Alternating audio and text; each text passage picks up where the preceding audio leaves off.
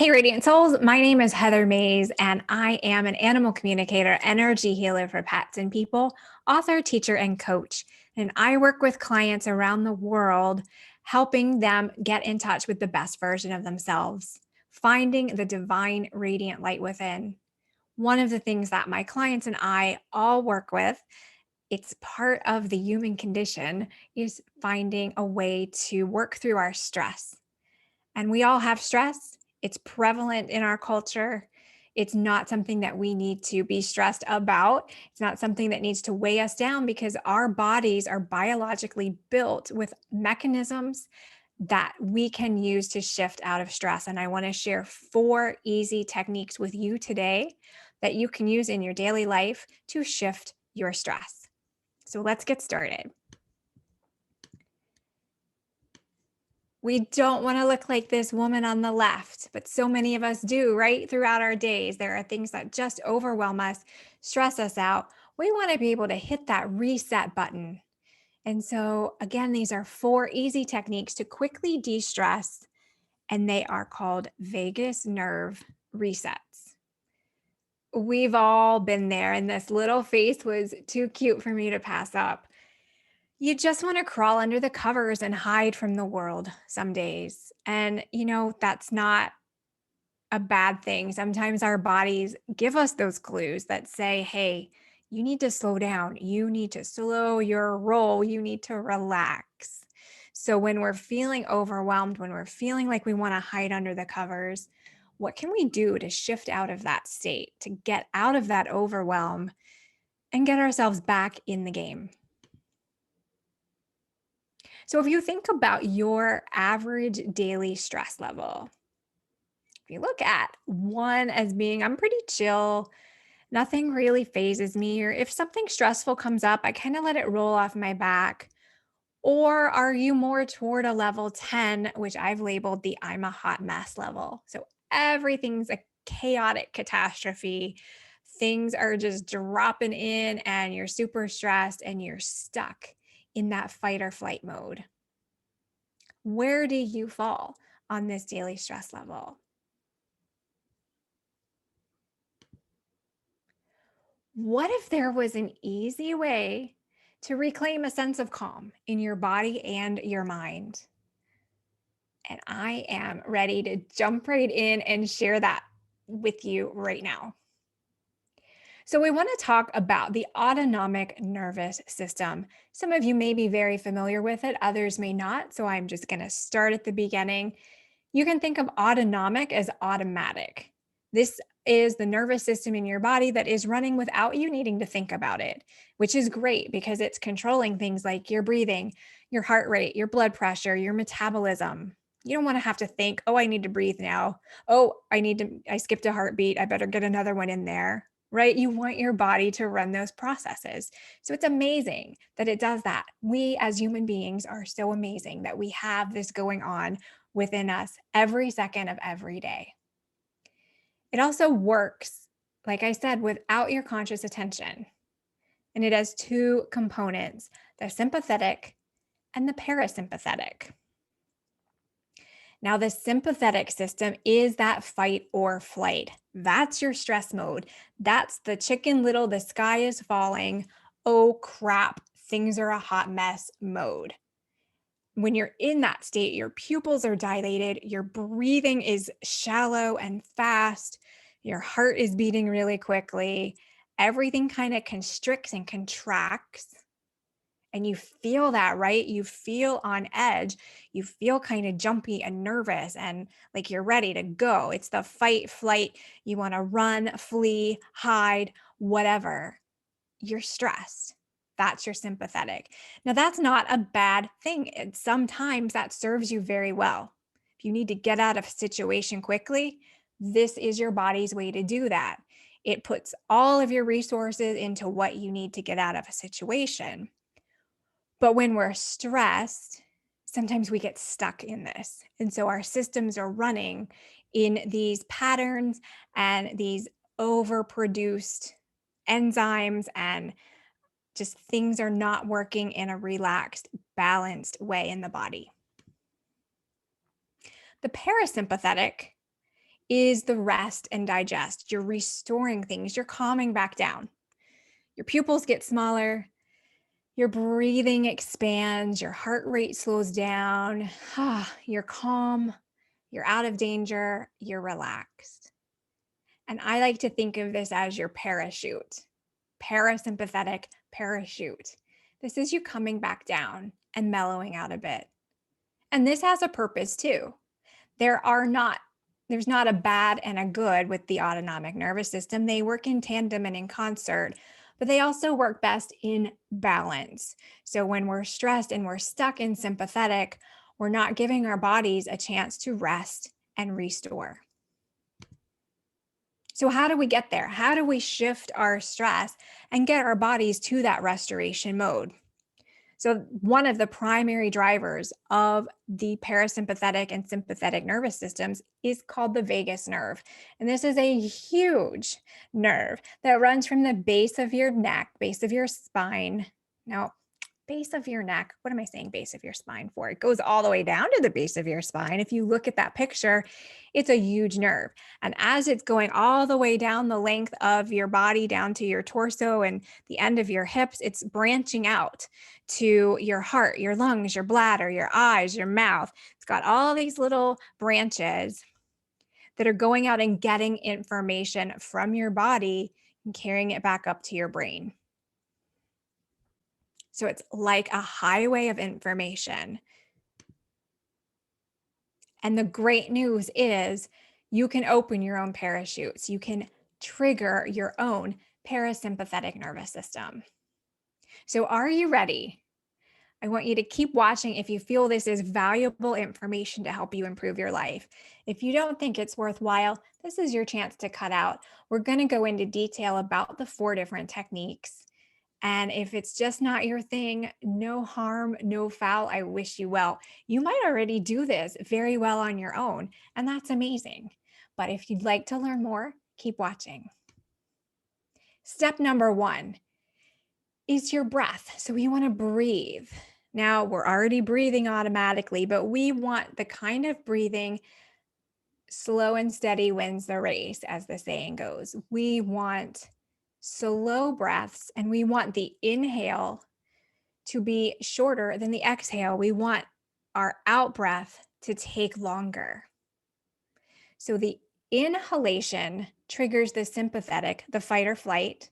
If you think about being stressed and you have really shallow, quick breaths, the exhalation triggers your parasympathetic. You're calm, you can breathe out.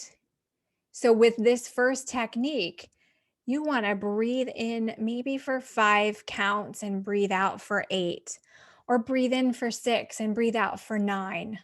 Whatever rate feels right for you, just make that exhalation longer than the inhalation.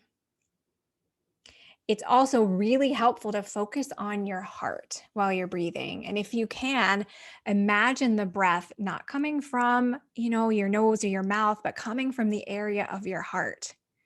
Really focus your attention on that heart center while you're doing this slow breath. And it's also great if you can do a yogic breath where you just kind of let your tummy expand a little bit on your inhalation. And that gives your diaphragm room to drop down so you can pull in more oxygen. So don't force anything, just let the tummy slightly pooch out a little bit when you inhale. And then that gives you the ability to bring more juicy, lovely oxygen into your body. The second technique is to smile. Put on a happy face. So if you think about it, when you're stressed, you might have resting bitch face if you're me. You might have a scowl. You certainly are not smiling pleasantly, easy, like you're seeing a friend at a coffee shop. But when you do smile like that, with that kind of ease and relaxed face, then you are triggering that parasympathetic nervous system. You're telling your body, hey, there's no threat here. We're okay. We can relax. So this works because the vagus nerve branches out to the eyes and the mouth, and smiling using those muscles triggers the vagus nerve. And again, you're just telling your body, hey, chill out. We got this. We're good. The third tip is to hum, strike up a tune. If you think about it, we kind of do this automatically sometimes. If someone comes to you with really um, scary news or something that's very shocking to you, hey, your bank account was just overdrawn by $10,000, you might go, huh, right? You make kind of a guttural noise. You don't actually have words. Your body just kind of, huh. And that's like an instant, let me sit with that for a minute. If you look at ancient techniques and philosophies, religions, and dogmas who do meditation, there's often a sound, a chant, or a humming that goes with that meditation. The vagus nerve is connected to your voice box. So when you're humming or even singing, the vagus nerve is triggered. And again, you're telling your body it's okay, it's safe to relax. If you're running from a threat, you're not really going to be humming or singing, right? So it's the opposite of a stress response in your body. And the fourth technique is a gaze. I want you to perfect that side eye. And what I mean by that is a slow shift of your gaze from left to right. So the vagus nerve is in branching out to your eyes as well. And what researchers have found is that if you focus your gaze to the center and keep your head centered, and then shift your gaze to the left and hold it there for maybe 30 seconds, maybe 60 seconds, whatever feels right to you. And then come back to center with your gaze and then shift to the right. Now you're keeping your head in the middle, you're just shifting the eyes. That also triggers that vagus nerve. And the call out here is to do it slowly. You're not shifting back and forth rapidly. And then use your own discretion. I'm not a medical doctor. If you have a seizure condition, you know your body better than I do. This may not be the technique for you. You may also want to do this one laying down at first as you get used to it, because that can be kind of helpful. It's really simple. Smile, breathe, and go slowly. And we hear that kind of advice all the time, but it isn't often connected to the actual biology and the wiring of our bodies. So it is actually really great advice that is very purposeful within the human body. So again, to recap, breathe. So a longer exhale than the inhale. Smile, just a natural smile, like you saw somebody that you know across a coffee shop. You can hum, and that can be a meditation sound like an om, or you can hum one of your favorite songs. And the trick there is you're also really controlling your breath when you're humming, because that's slowing your breath down as well. And then your gaze. That's the shifting of your gaze slowly from the left to the right or right to left. You don't have to go left to right, whatever works for you. But to do that slowly, come to center, go to the other side, come back to center. And then the really cool thing is you can use these one at a time. You can combine them, you can use them interchangeably, whatever you want.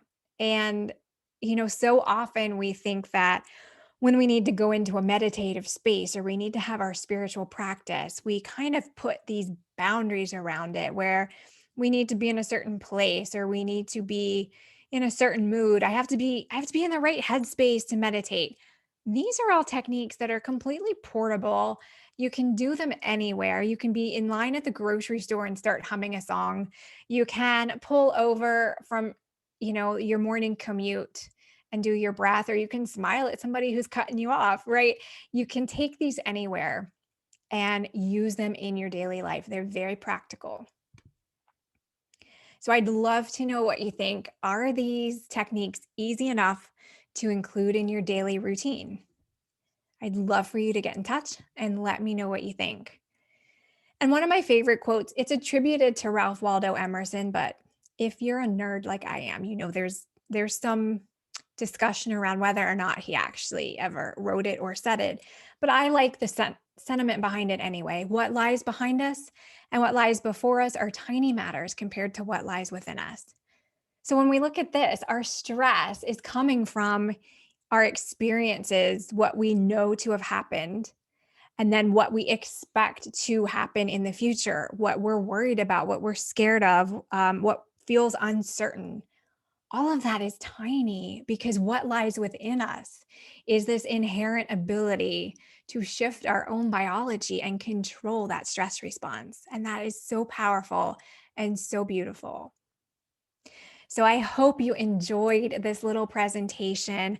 I wish you all the best and I love you. Have an amazing rest of your day. Bye.